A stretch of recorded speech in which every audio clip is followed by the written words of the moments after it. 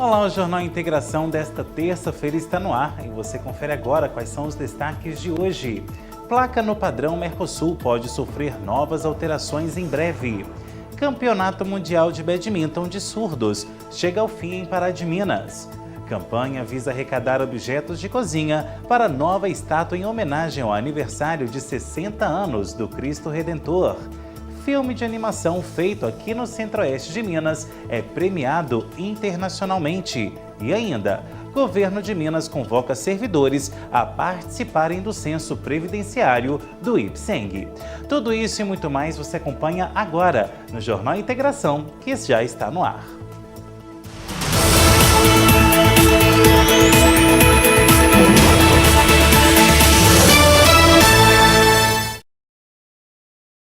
Uma ótima noite para você. Quem tem carro com placa do Mercosul adotada desde 2020 pode ter que trocar a identificação. Isso porque a cidade de origem do emplacamento pode voltar a ser exigida, conforme prevê o projeto de lei número 3.214/23, de autoria do senador Esperidião Amin, do PP de Santa Catarina. A nossa equipe foi buscar novas informações sobre esse assunto. Durante muitos anos, os motoristas se acostumaram com esta placa aqui. Tradicional, cor cinza, numeração de identificação da placa, cidade e estado. Desde 2020, é a placa Mercosul que tem sido utilizada nos veículos. O objetivo é que ela evite falsificações e faça com que a polícia identifique mais fácil caso ela seja adulterada. Mas agora essa aqui está sendo estudada. A diferença de uma para outra está na identificação da cidade. A nova placa Mercosul viria com a localidade e o estado. E isso pode gerar mais uma vez uma despesa para o motorista. E para entender melhor essa situação, nós procuramos um despachante. O Geraldo Magela explicou que a determinação prevista no projeto de lei número 3.214 de 2023, se aprovada, vai obrigar o motorista a atualizar novamente as placas para atender às regras. Todo proprietário de veículo que adquirir um veículo fora do domicílio, da onde ele mora, de outra cidade, ele é automaticamente obrigado a trocar a placa pelo modelo Mercosul, entendeu? Ao passo que esses proprietários de veículos de Pará de Minas, eles não estão sendo obrigados ainda a trocar a placa pelo Mercosul. Mas tem estudo que, posteriormente, todas as pessoas serão obrigadas a trocar a placa. Já tem um novo estudo que está em julgamento ainda, vai ser aprovada a lei, para vir uma nova placa do Mercosul, incluindo o nome da cidade e com o brasão do estado. Isso ainda está em estudo, ainda não foi aprovado e provavelmente será aprovado. Eles estão querendo mais segurança em questão de placa, em questão de nome da cidade, em questão até do estado, para identificar melhor de onde a pessoa está vindo, de onde o cidadão é. E essa troca, se precisar ser feita, vai gerar novas despesas aos proprietários de veículos. A vida inteira é assim, sempre estão em troca a placa, né? Vai mudando, e sempre o preço da placa é um pouco elevado. Normalmente a pessoa reclama, mas às vezes acostuma também. O governo de Minas Gerais está promovendo pela primeira vez o censo previdenciário do regime próprio de previdência social. Ele está sendo realizado para servidores ativos, aposentados e pensionistas que são vinculados ao Poder Executivo. São mais de 40 mil pensionistas, 240 mil aposentados e 140 mil servidores ativos que estão participando do Censo Cadastral Previdenciário, que está sendo feito por meio de uma plataforma digital que poderá ser acessada no site do IPSENG e no portal do servidor. Em um vídeo divulgado nas redes sociais, o governador Romeu Zema falou sobre o assunto. Ele é essencial para a atualização dos dados cadastrais de Minas Gerais junto ao Ministério da Previdência Social. E esse recenseamento ele vai ser feito em etapas. A primeira etapa será para os pensionistas. Já teve início no dia 19 de junho e vai até o dia 31 de julho. Na segunda fase serão os aposentados que deverão responder o censo entre o dia 7 de agosto e 23 de outubro. Já os servidores ativos participam do censo entre os dias 13 de outubro e 15 de dezembro. O servidor inativo ou o pensionista que não realizar o recenseamento terá o pagamento do seu benefício previdenciário suspenso, que será novamente reestabelecido após a regularização da situação. Já os servidores ativos podem sofrer medidas administrativas. Vamos ficar muito atento aos prazos. Os convocados deverão validar os dados pessoais no site do IPSENG. Tendo uma base de dados organizada, todos nós estaremos contribuindo para uma gestão melhor. Bom, e agora falamos de saúde. A Agência Nacional de Vigilância Sanitária, a Anvisa, aprovou o registro definitivo da vacina bivalente, que é fabricada pela Pfizer contra a Covid-19. A aprovação foi dada nesta segunda-feira. Além do registro definitivo da vacina bivalente da Pfizer, a Anvisa também permitiu a aplicação do imunizante em crianças a partir dos 5 anos de idade. A vacina já era utilizada no Programa Nacional de Imunizações do Ministério da Saúde de forma emergencial. Antes do registro definitivo, o produto era usado como dose de reforço para o público acima de 12 anos de idade, com comorbidades e para maiores de 18 anos. A indicação é que a vacina continue a ser usada apenas como dose de reforço para quem já se vacinou contra a Covid-19. A aplicação deve ser feita pelo menos 3 meses após a última dose. Esta foi a segunda vacina bivalente registrada de forma definitiva para uso no Brasil.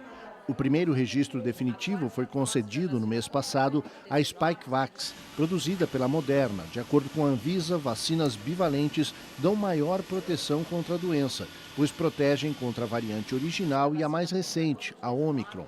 A adesão à bivalente no país continua abaixo do esperado.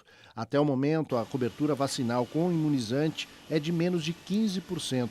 No cenário internacional, a vacina bivalente da Pfizer já recebeu a autorização definitiva pela Agência Europeia de Medicamentos e pela Agência Reguladora dos Estados Unidos. E a seguir no Jornal Integração você vai ver: Campeonato Mundial de Badminton de Surdos chega ao fim em Pará de Minas. E ainda, campanha visa arrecadar objetos de cozinha para a nova estátua em homenagem ao aniversário de 60 anos do Cristo Redentor. Isso e muito mais depois do nosso intervalo.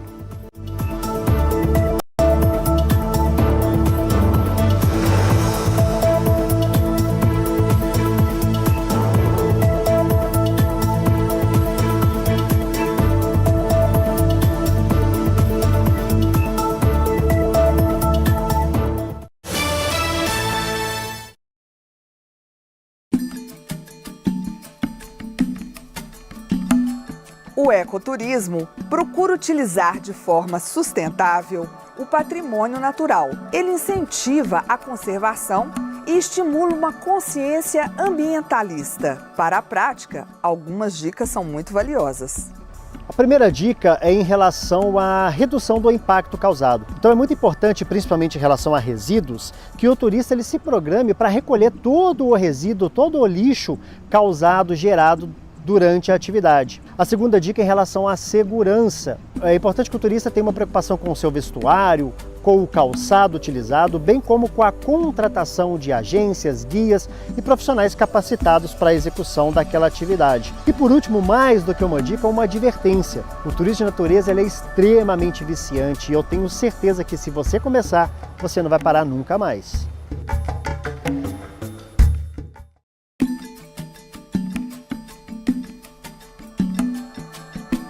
Um espaço para refletir sobre a vida e deixar as emoções fluírem. Sabe do que eu estou falando?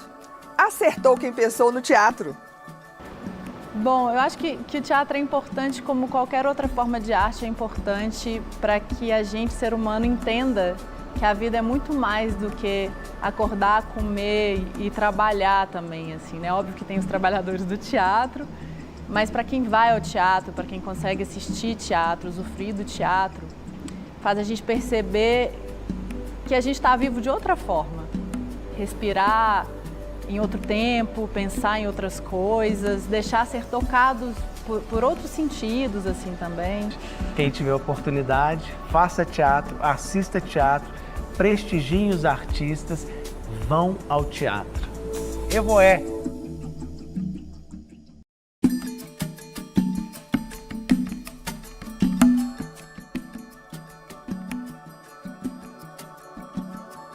Coberto por verde e cercado por águas, com uma diversidade incrível de biomas, o Brasil é um país que cada vez mais se abre para o turismo ecológico.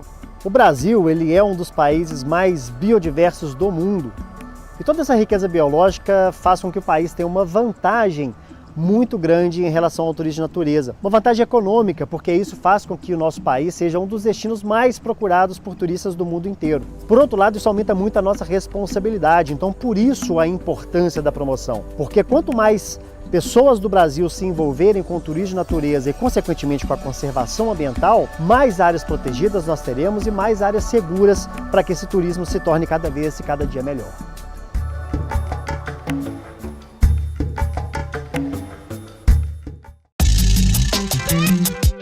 Os direitos humanos surgiram em 1948, com a aprovação da Assembleia Geral das Nações Unidas, a ONU. Qual a importância dos direitos humanos para a sociedade? Os direitos humanos, eles são importantes para garantir para todas as pessoas os acessos às condições socioeconômicas, políticas e identitárias. É importante que a gente tenha os direitos humanos assegurados para que todas as pessoas, independente do gênero, da religião, da cor da pele, da etnia, da opinião política e etc., elas possam ter acesso garantido a uma vida de paz, de igualdade, de liberdade e de justiça social.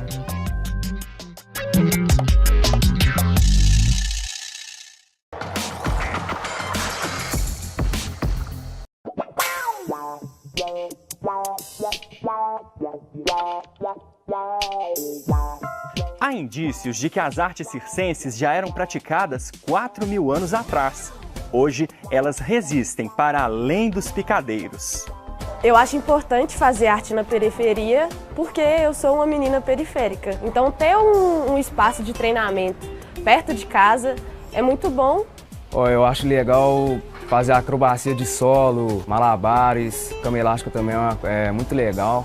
Então, o circo na periferia, galera, é um desafio diário. Tá arrumando viagens para o exterior, como já aconteceu com vários outros artistas, para poder projetar esse jovem no mercado de trabalho e batermos de frente com o trabalho da criminalidade, que seduz o jovem o tempo todo, e o circo tem esse poder, o poder de seduzir através dos movimentos acrobáticos, dos malabares, para estar atuando.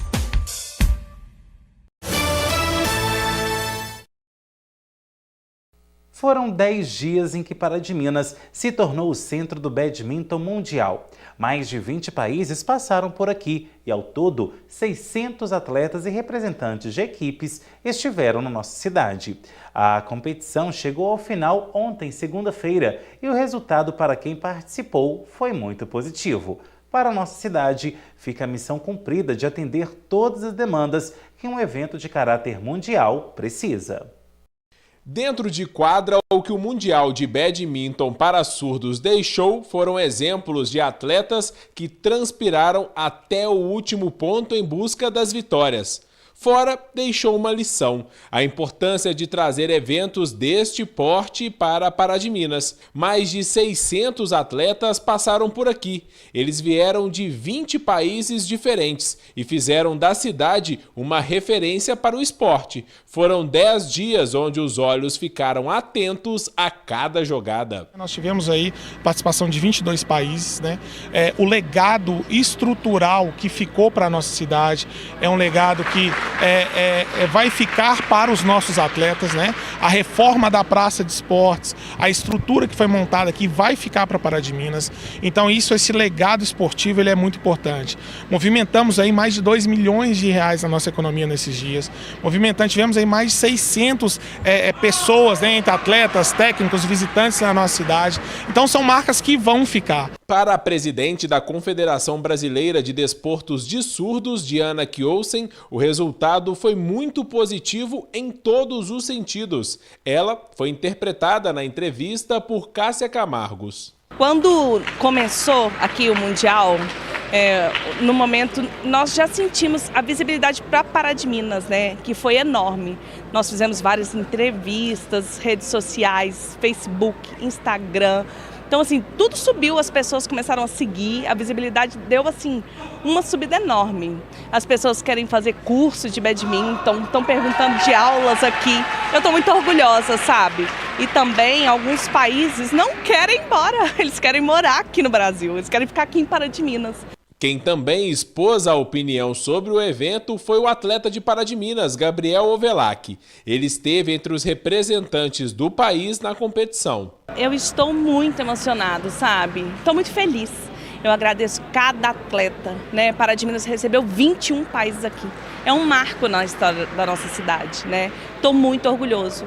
E também quero agradecer muito a Diana, né? Que é a presidente, a Associação de Surdos de Pará de Minas, a CBDS, né? Quero agradecer também a Confederação Mineira, os atletas de todo o Brasil, né? Nós sabemos que aqui temos um pouco de dificuldade. Por exemplo, eu sou atleta adulto, faltou, por exemplo, uma dupla, não teve ninguém para disputar comigo, né? Então nós precisamos mais contato, nós precisamos mais treino, mais esforço. Faltou, nós precisamos. No próximo, em 2025, que vai ser no Japão, é uma chance. Né? Então nós vamos tentar um contato com a prefeitura para a gente conseguir um profissional para poder estar junto conosco e melhorar, né, o nosso trabalho. Atletas tailandeses também falaram da importância deste campeonato e da recepção que tiveram aqui no Brasil. Eu sou da Tailândia e o Brasil, quando a gente chegou, nós sentimos assim uma alegria muito grande aqui. As pessoas no Brasil, elas são felizes, elas fazem contato, elas cumprimentam a gente. Nós somos muito bem recebidos. Eu amei o Brasil, amei o Brasil. E a quinta edição do Festival Cultura no Parque já está sendo promovida em Pará de Minas e, paralelo ao circuito gastronômico, também está sendo realizada uma campanha que visa arrecadar utensílios domésticos para homenagear os 60 anos do Cristo Redentor. Garfo, faca, panela, tacho, copo de ferro, aço ou alumínio. Esses são alguns dos itens que podem ser doados na campanha Um Pedaço Desse Coração é Seu, que é promovida dentro do Circuito Cultural e Gastronômico Cultura no Parque. As peças serão fundidas e vão se transformar em uma escultura que vai homenagear um dos principais pontos turísticos de Pará de Minas, o Cristo Redentor. Então, mais uma vez, a gente está na quinta edição do Cultura no Parque. O Cultura no Parque esse ano que tem como tema principal o Cristo Redentor, justamente pelo Cristo estar comemorando, né, 60 anos de existência. E o Cultura no Parque já começou, né, no dia 13 de julho. E o circuito gastronômico e vai se encerrar no dia 5 e 6 de agosto no Parque do Bariri. E a gente convida toda a população a estar presente, né, a participar do Cultura no Parque, e justamente devido a utensílios domésticos que não são usados, que podem, o pessoal pode trazer nos diversos pontos de coletas que nós temos, tanto na Siderúrgica Alterosa, quanto também no Supermercado Panelão, quanto também em todos os bares e restaurantes que estão dentro do Cultura no Parque. Então vocês podem levar utensílios que não são usados, justamente para a gente estar fazendo algo bem bacana para a comemoração do nosso 60 anos do Cristo Redentor, que é dia 25 de agosto. Em sua quinta edição, o Cultura no Parque tem como objetivo impulsionar a cultura e gastronomia de Pará de Minas e ainda movimentar o turismo na cidade. Um grande evento que está sendo preparado com muito carinho, em cada detalhe, pela Nossa Senhora das Produções, em parceria com a Public, mas na verdade um grande presente que a Siderúrgica Alterosa oferece para Pará de Minas, né? Esse ano o evento efetivamente com muitas novidades, todos estão convidados. O encerramento com uma grande banda, Pato Fu, que fez parte da maioria da vida das pessoas aqui. Então todos estão convidados já para o circuito de bares, quanto para o encerramento nos dias 5 e 6. Movimenta, mais do que movimenta, mobiliza, né? Envolve um número de pessoas muito grande. Às vezes quem não está participando do processo não consegue compreender a quantidade de pessoas envolvidas em todos os setores, principalmente na cultura, claro. Como pontos de coleta estão também os bares participantes do circuito gastronômico. Matheus é proprietário de um deles e convida a população a contribuir com a homenagem especial ao Cristo. Eu acho sensacional o Cultura no Parque, é uma oportunidade imensa para fomentar a gastronomia, a minha parte principalmente, a mixologia, trazer drinks novos, sabores novos, pratos novos. Então a gente só tem a agradecer, é meu 3º ano de participação. Eu acho que o Cultura no Parque tende a só crescer e ser o maior festival gastronômico de Minas. Todos os bares estamos com coletor de utensílios para estar fazendo uma nova imagem, um novo presente ao Cristo Redentor que comemora seus 60 anos. E convida todo mundo que possa levar alguma coisa que esteja de casa, que não vá utilizar mais, para estar contribuindo com essa arte maravilhosa que vai ser feita. E para doar os utensílios de cozinha para a homenagem ao Cristo, existem pontos de coleta em toda a cidade, como a Siderúrgica Alterosa, Supermercados Panelão, Feirinha de Pará de Minas, bares participantes e ainda a Casa da Cultura.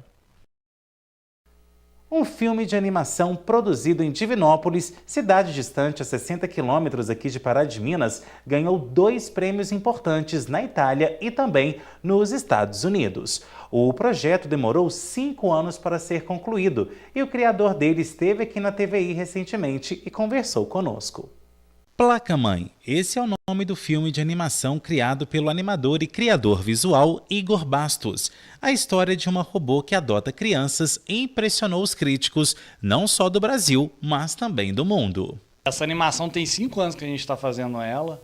Ela conta uma história de uma robô, que ela tem cidadania, e aí como cidadã ela ganha direito de adotar 2 crianças. Então é uma robô que adota crianças.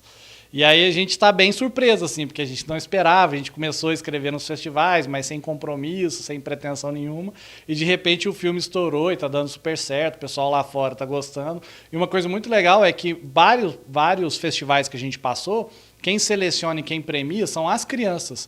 Então é as próprias crianças, que é o nosso público-alvo, que está gostando, está curtindo, está entendendo o filme, então está bem legal. Foram 5 anos para a criação, desenvolvimento e finalização do filme. A história se passa no centro-oeste de Minas e os personagens têm jeitos e falas típicos da nossa região. E onde você vai nos levar? Vocês já foram na Maria Fumaça? Na verdade, uma animação são 24 desenhos por segundo, né? Então, para fazer 1 segundo de animação, eu tenho que fazer 24 desenhos. Então, para fazer 1 minuto de animação, tem que fazer 1.440 desenhos. Então, assim, demorou muito tempo e é um processo muito extenso, a gente envolveu mais de 250 profissionais. Então, é um projeto bem grande, assim, bem ambicioso, a gente já está fazendo ele já tem um tempo. E aí foi isso, assim, e a gente está tocando barco com ele. Inclusive o filme ele é ambientado aqui no centro-oeste de Minas, a gente tem alguns cenários de Divinópolis, tem algumas coisas de Belo Horizonte também no filme, enfim, tem vários cenários mineiros. O sotaque das 2 crianças são daqui, a gente fez teste com mais de 850 crianças, e aí a gente está levando isso para o mundo e contando essa história aí da robô e tal, acho que vai ser bem legal. Segundo o criador do filme Placa Mãe, no fim do ano, o longa-metragem será disponibilizado ao público e Pará de Minas será um dos locais escolhidos para a apresentação. Vai estar no cinema, inclusive, aqui de Pará de Minas, esse a gente já acertou. E a gente quer fazer um lançamento bem legal aqui, chamar a TVI, chamar o pessoal de Pará de Minas. E uma das ações que a gente quer fazer é levar as escolas para ir ver, porque um dos festivais que a gente recebeu, ele elenca os 10 filmes que mais têm chance de mudar o mundo este ano, porque é uma coisa sobre inteligência artificial, sobre como é que a tecnologia está impactando as famílias, nossas relações sociais. Então a gente quer muito levar as crianças da escola para ver o filme, e a gente vai fazer uma pressão bacana para eles, que a gente quer que todo mundo assista da melhor maneira, e com certeza o filme tem muitas músicas, composição do Milton Nascimento, do Caetano Veloso, e eu acho que assistir isso no cinema, sabe, é uma outra coisa, vai dar uma outra vibe, acho que é isso. Tá convidado aí a TVI, todo mundo para ir lá no lançamento e no filme em dezembro. Eu sou teu amor, eu só tenho amor.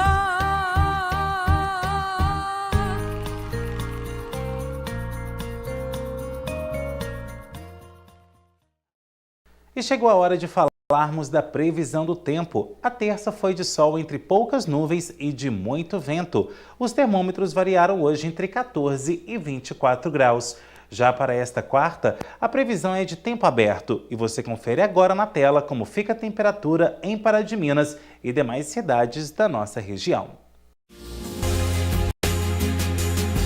Em Pará de Minas, mínima 15, máxima de 27 graus.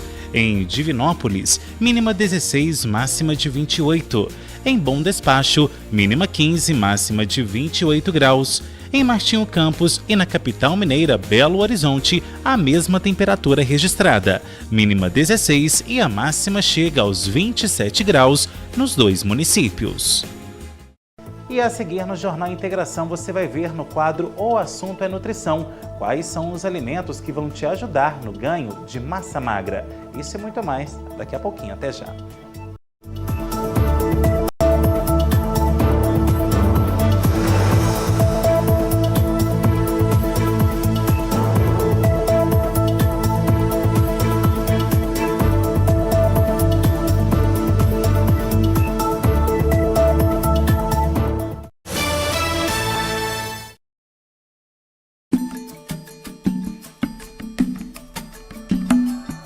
A assinatura da Lei Áurea não representou, na prática, o fim das desigualdades com o povo preto. É o que nos explica a pesquisadora Rosália Diogo. Nós tivemos um 13 de maio que não significou de forma alguma a libertação do processo de escravização do povo preto no Brasil. O 14 de maio não chegou até hoje. São estratégias que foram criadas para que a população negra permaneça subalternizada, para que a população negra continue no patamar inferior na sociedade brasileira, com menos oportunidades. Então a arte e a cultura é fundamental para que as pessoas tenham conhecimento desse legado riquíssimo que africanos trouxeram para o Brasil e deixaram aí para os seus descendentes. A possibilidade da vida é um direito não só nosso, é também de todas as outras espécies do planeta. É por isso que, ao longo dos anos, o direito dos animais vem ganhando cada vez mais espaço.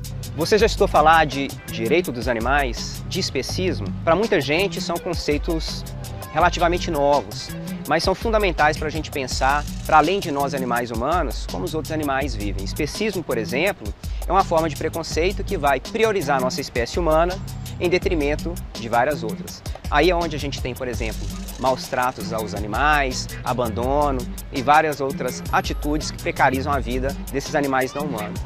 Por isso, a gente tem o direito dos animais. Pensando nesse sentido que o animal não tem como defender a si mesmo, a gente, animal racional, vai se responsabilizar por isso e favorecer que eles tenham uma vida muito mais amena e prazerosa, tal como a gente pode ter também.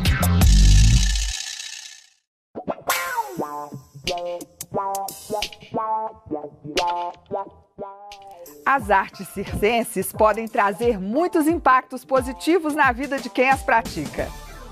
Bom, circo é importante na minha vida porque foi através do circo, através das aulas circenses, eu aprendi, a ter um pouco de disciplina, porque eu gostava muito, então para eu fazer aula de circo eu tinha que estudar, e eu dava muito trabalho na escola, e eu aprendi a ter uma disciplina muito grande. E eu acho que tudo que eu tenho hoje se deve ao circo. A faculdade que eu faço é porque o circo me deu essa autoestima para fazer. Os estudos que eu faço é porque o circo me trouxe essa autoestima. Então, quando eu era adolescente e me deparei com o circo, eu me encantei assim, e foi uma oportunidade incrível. Eu quero levar isso para minha vida, é o meu meio de trabalho, meu ganha-pão. E é minha vida agora. A maternidade atípica traz grandes desafios, mas também revela uma outra maneira de ver o mundo. Ser mãe de uma criança autista envolve vários desafios. Você tem que levá-lo em várias terapias, levá-lo em vários médicos, às vezes tem que tomar algum tipo de medicamento. E isso é um momento difícil em nossas vidas.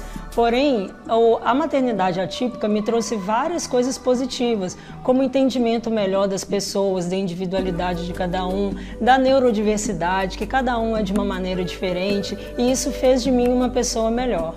Todos me pediam para encenar uma propaganda quando era criança. Repetia igualzinho, ainda lembro. Começava com "O meu filho é uma gracinha" e terminava com "Ele é excepcional". Aqueles minutos decorados, como todo enigma, me prepararam desde cedo para o meu destino. O sistema de leitura Braille leva o nome do criador, o francês Louis Braille. E há quase 200 anos é responsável pela inclusão de milhões de pessoas cegas e com baixa visão. O Braille ele é um divisor de águas na vida de toda pessoa cega ou com baixa visão, porque ele facilita a interação com o mundo e permite que todas as pessoas tenham o contato com todo tipo de leitura, todo gênero literário.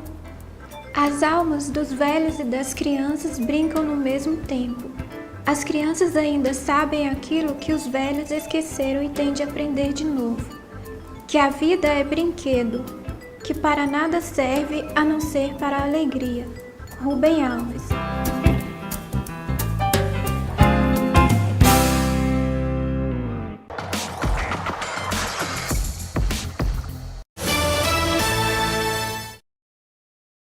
De volta com o Jornal Integração e hoje é dia do quadro O Assunto é Nutrição.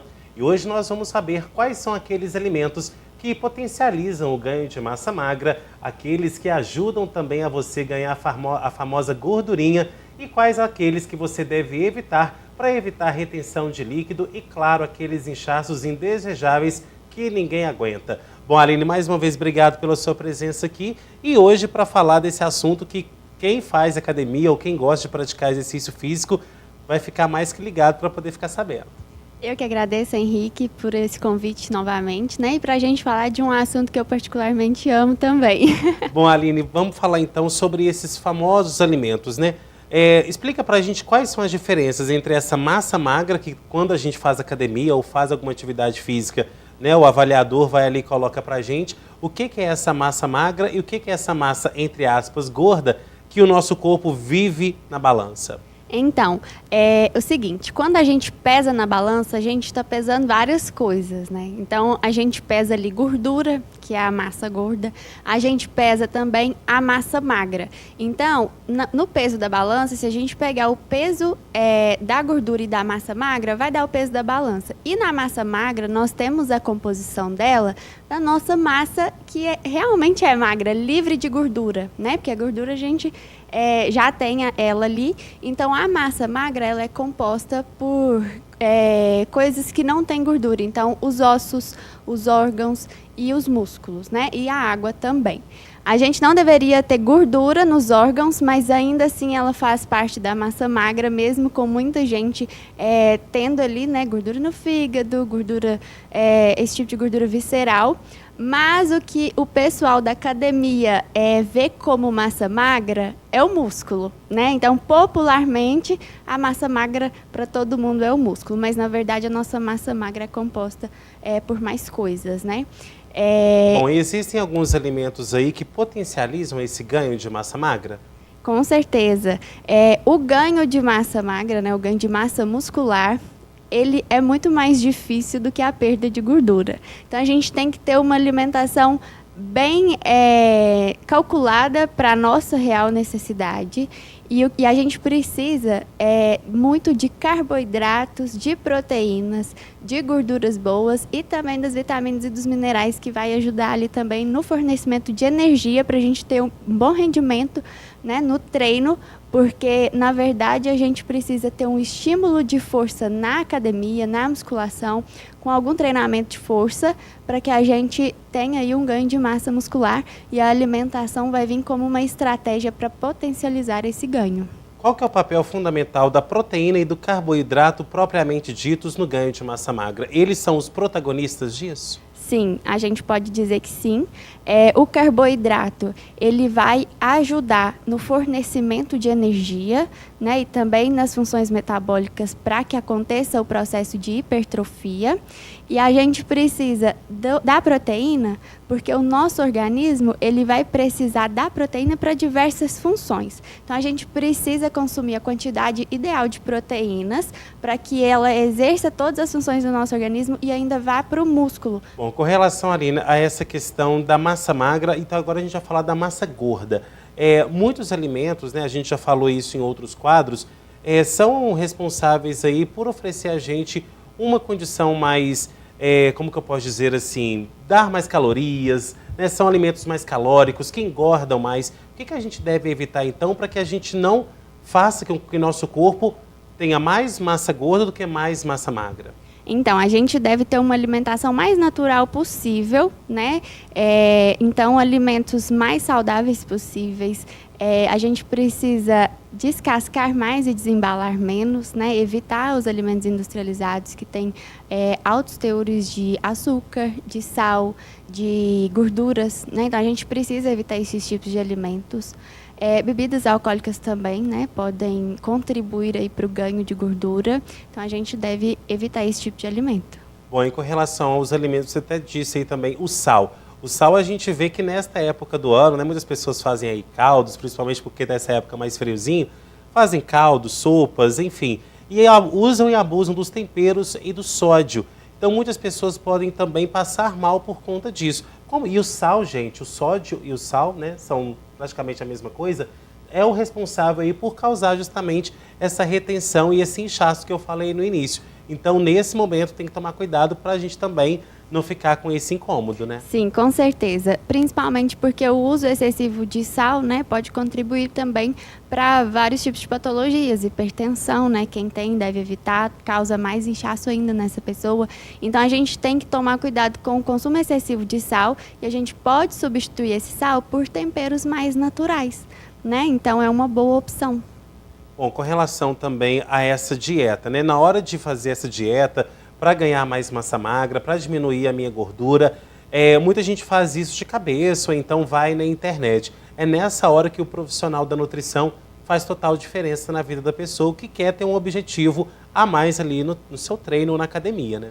Sim, com certeza, porque tudo tem que estar muito bem calculado para a necessidade daquela pessoa. Então, não adianta, às vezes, pegar uma dieta pronta na internet, ou então ver as dicas ali no Google, ou então pegar uma dieta pronta de algum colega, de pai, de mãe, de filho, sei lá. Não adianta pegar dietas prontas, porque tudo tem que estar muito bem calculado. Cada nutriente precisa estar de acordo com a necessidade de cada pessoa para ela ver um resultado. Não é apenas alimentar saudável que essa pessoa vai conseguir um resultado. Talvez consiga nos primeiros meses, nas primeiras semanas, mas depois a pessoa vai estagnar e não vai ver tanta evolução.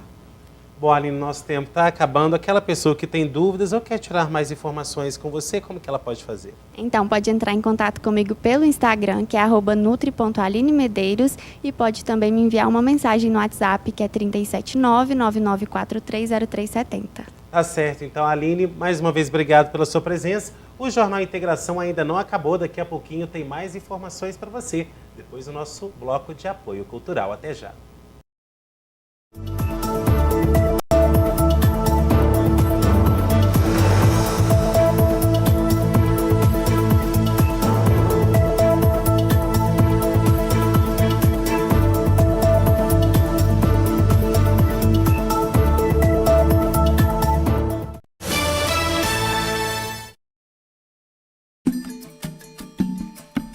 O Brasil é um país diverso. Nossa cultura teve muita contribuição dos povos tradicionais. Você sabe quem são esses povos? As comunidades tradicionais são territórios onde abrigam um coletivo que vive e mantém ali a sua própria cultura, muitas delas passando de geração para geração. A maioria dessas comunidades, elas vivem a partir do território, do que o território produz e de como ele produz. Muito está relacionada à agricultura, à natureza, à flora e à fauna. Assim são os povos indígenas, os quilombolas, os ribeirinhas, os circenses e os ciganos. Mas no Brasil existe uma variedade de povos e comunidades tradicionais.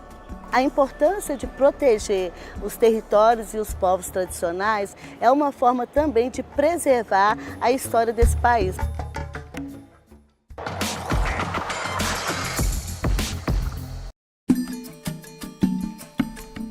Aprender a língua brasileira de sinais é uma forma de contribuir com a acessibilidade dos surdos. A comunicação e a cidadania são direitos de todos. É importante que nos lugares como hospitais e restaurantes que trabalham com atendimento ao público aprendam a Libras, porque o surdo é um cidadão e tem direito a frequentar qualquer lugar. Quando percebemos que a outra pessoa sabe a Libras, sentimos mais confortáveis, porque a comunicação acontece de forma efetiva. Já na oralização, a comunicação não é clara, ela é ruim. Aprender a língua de sinais é importante porque as pessoas vão se comunicar. Alguns profissionais buscam formação e se tornam fluentes em Libras. Com isso, a comunicação é mais fluida e a interação de surdo e ouvintes acontece. Por isso é necessária a presença de um intérprete de Libras em qualquer lugar, para que possamos interagir e ter acesso às informações, proporcionando nosso desenvolvimento.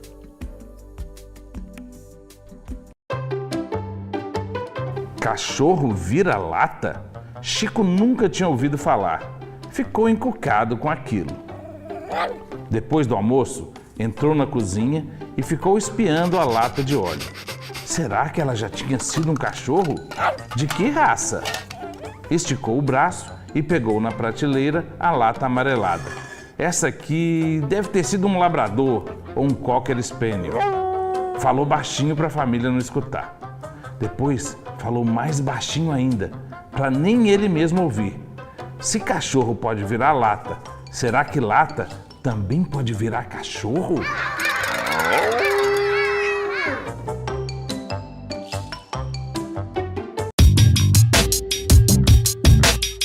A literatura brasileira não é feita apenas de livros eruditos. Ela é viva, está nas ruas, nas favelas, está em nós. A literatura marginal ou poesia marginal é de quem está na margem, na borda e muitas das vezes não é abraçada por quem está no centro. Essa poesia marginal, ela traz consigo as nossas lutas, angústias, as nossas vivências, dores e amores. Todos os dias antes das 6, ela se banhava e se vestia. Era a hora, ela sabia. Ainda que perfumada, a casa limpa e a comida pronta.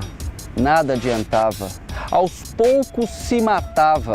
Fazia sinal da cruz e se benzia. Morria sempre quando a porta se abria. Infelizmente, estava ali, no outro dia.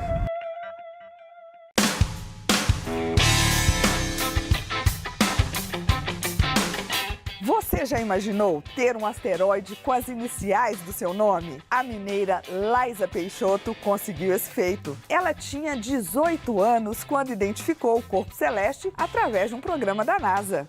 Em 2021, eu me inscrevi em um programa da NASA e da União Internacional de Colaboração Astronômica e passei a analisar dados que eles enviam do telescópio Pan-STARRS da Universidade do Havaí. Analisando as imagens e enviando relatórios, depois de muitos meses, em agosto de 2021, uma detecção que eu fiz foi confirmada no site oficial, na lista oficial de detecções e descobertas, e o asteroide ganhou as iniciais do meu nome, LPS 0003. Futuramente eu teria a oportunidade de escolher outro nome, que será o nome da minha bisavó Carmen, e agora eu criei uma plataforma educacional chamada elíptica.org para ajudar crianças e adolescentes a terem essa oportunidade de participarem de pesquisas nacionais e internacionais.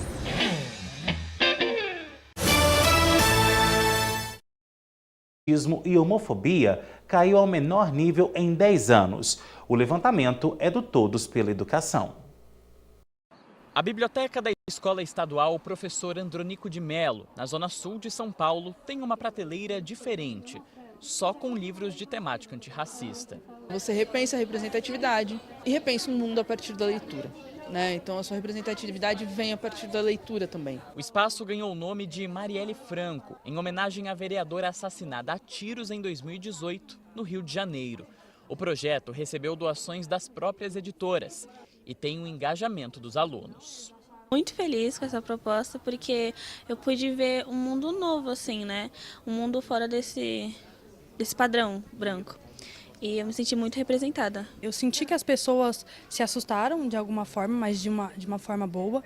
E olharam, tem uma coisa diferente e tal. Acho que agora eu vou me sentir representada e pertencente àquele espaço. E a leitura é educação e é importantíssimo falar sobre o racismo e combatê-lo. Ações como a Biblioteca Antirracista estão cada vez mais raras nas escolas públicas do país. De acordo com o levantamento do Todos pela Educação, projetos contra o racismo, a homofobia e o machismo atingiram o menor patamar em 10 anos. A pesquisa analisou dados do Sistema Nacional de Avaliação Básica entre 2011 e 2021. As ações antirracistas, que chegaram a mais de 75% das escolas em 2015, caíram para a metade das unidades educacionais em 2021. Já entre as ações antimachistas e anti-homofóbicas, os índices são ainda piores.